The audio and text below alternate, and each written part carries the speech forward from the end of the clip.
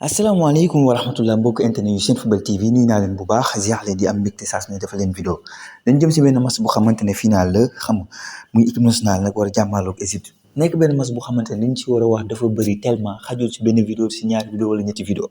mais dinañ jéem a wax à peu près suñuy xalaat ak suñuy gis-gis cette fois-ci je vais parler plutôt des changements yenn changement moo mën a am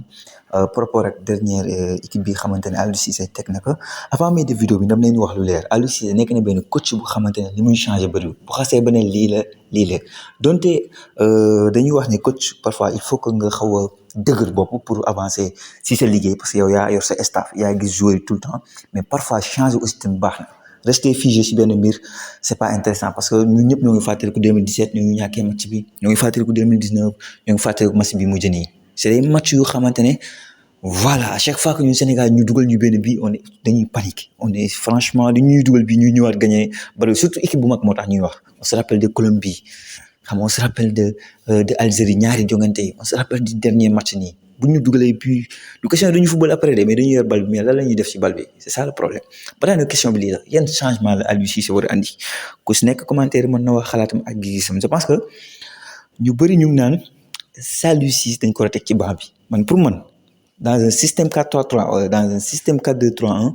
il faut mettre Aliou Cissé mooy li may wax rek. bu fekkee da nga bëgg un excellent Sadio Mané maanaam Sadio Mané de très très haut niveau tu as besoin d'un bon Aliou Cissé lan moo tax loolu combinaison yi une touche de balle bi dédoublement yi dina wàññi liggéey bi centre yi dina tax sa waay di bëtt dugg si biir surface bi tu as besoin d'un Aliou Cissé mais bu fekkee da nga changé benn système boo xamante ne voilà commencé na nekk sama xel mais je vais voir loolu est-ce que réellement mën a nekk maanaam jël Sadio Mané comme qui faux neuf quoi mu jouer attaquant comme li mu doon jouer Liverpool en l'absence de Firmino est-ce que loolu war nañ ko mën a jouer on a vu que du côté de Liverpool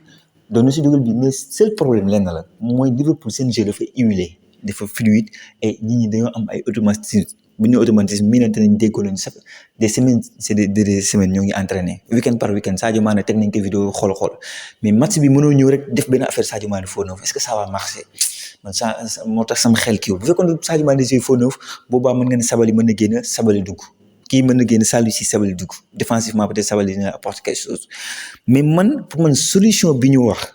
4-2-3-1 bi xamante ne xëy na bëgg naa ko Sabaly latéral kii keneen kii Bouna Sarr ailier gauche ñu teg Ismaïla Sarr Sadio Mané numéro 10 Bamba Dieng attaquant loolu c'est tout à fait possible c'est que bu fekkee faux neuf bi Sadio Mané mën na di permuter ak Ismaïla Sarr faut savoir que Ismaïla Sarr mën na jouer attaquant aussi au niveau de Rennes joué na ko ak Gourcuff donc c'est bien possible ñoom ñaar war nañ mën a permuter Sadio Mané nekk faux neuf créateur mën nga teg Pape Matar Sarr mais Aliou Cissé va jamais faire ça on sait que Aliou Cissé ñun ñëpp xam nañ ko ñun Sénégalais yi dañuy wax nii mais xam nañu ni muy def à peu près on sait que benn bu fekkee am na ñaari ñuy dugg c'est plutôt par exemple génn Cheikh Kouyaté dugal Pape Gueye va être titulaire man moom bu dugalul Pape Gueye du ma comprendre tuma dara ci football bi franchement il faut mettre Pape Gueye donc Sabaly aussi mën na dugg boobaa nag day andiwaat 4-2-3-1 boobu parce que Aliou Cissé li tax mu def 4-2-3-1 dama leen saa naan conférence de presse lan moo tax mu def ko c'est pour que Sadio Mané libre Sadio Mané Afrique à tout moment deux personnes ñoo koy marqué et c'est difficile pour tous les joueurs du monde 2 personnes 3 personnes ñoo koy marqué mënul tout le temps di teggi 2-3 personnes loolu dafa mënul nekk alors que quand il est libre mën na passe mën na décaler et à chaque fois en 90 minutes Sadio Mané li muy téebal bi day bari alors que bu joué si côté bi tantôt ñu joué si moom bu ñu essayé baaxul ñu ne dañuy dem si beneen côté bi alors que le meilleur joueur du Sénégal gépp xam nañ que c'est Sadio Mané sa meilleur joueur tout le temps jox ko bal bi mu rey la mën na leen rey à lui seul moom mën na ñëw Sadio Mané mu rey équipe bu Égypte lu mën a nekk la qualité bi mentale bi lépp moo taxoon mu doon teg électron libre mu féex te Sadio Mané du sax presque électron bi faux neuf la rek par exemple on peut dire que c'était Boulaye Dia mais moom ak Boulaye Dia système bi mën na dem sax ba nekk 4-4-2 boo xoolaat parce que dañu doon jouer ak 2 numéro 6 bu fàttee ko c'était Gana Cheikhou wala Gana ak kii Gana mën na ko jouer Cheikhou wala Gana Nampalys ba pare nga am 2 flèches t'as Ismaïla Sarr t'as Bouna Sarr mais foofu Krépin moo fa nekkoon nag nga am 2 ña attaquants yu xamante ne Sadio Mané la ak Boulaye Dia finalement 4-4-2 lay doon 4-2-3-1 bu mën a nekk 4-4-2 la c'est un système boo xam ne dans le match mën na changer moo tax tout le temps ñu wax football le système n'est pas important le mot important animation bi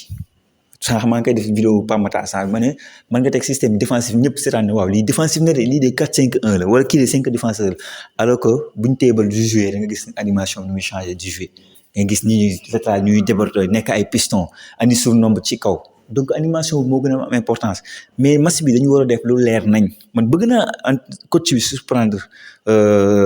beneen coach bi maanaam def lu xamante ne kan foogee ko mu betti ko rek je veux bien mais aussi tamit def lu xamante ne franchement ànd nag logique ànd nag lu xamante ne voilà xam nga ne lii mën na sotti togg naa ko ba mu ñor mën na aboutir à quelque chose je pense que c'est ça